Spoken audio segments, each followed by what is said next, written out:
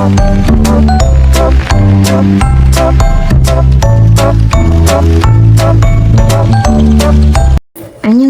welcome back to my YouTube channel.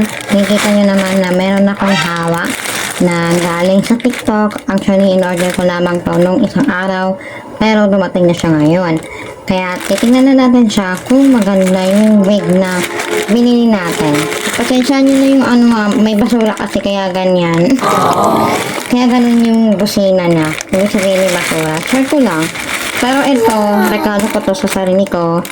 Umorder na ako ngayon para magamit ko sa aming event next year. Surprise na lang. Eme-eme lang. Sure. Pero ito na talaga yung final. Bubuksan ko na siya ngayon. Let's go!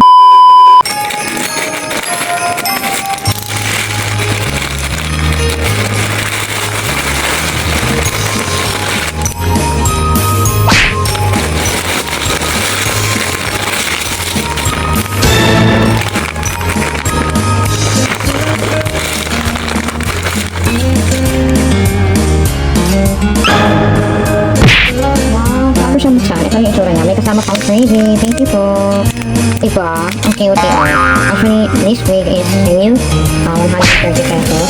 Nakita ko lamang sa TikTok nung nag-live yung babae. Sabi ko, ay, buti na lang may nakita akong ganito. Kasi sige, ayun, tinry ko naman. Ang ganda diba? So, try ko nito mamaya or next week. Ganda diba? First place yun. Thank you po, TikTok. Ang camera.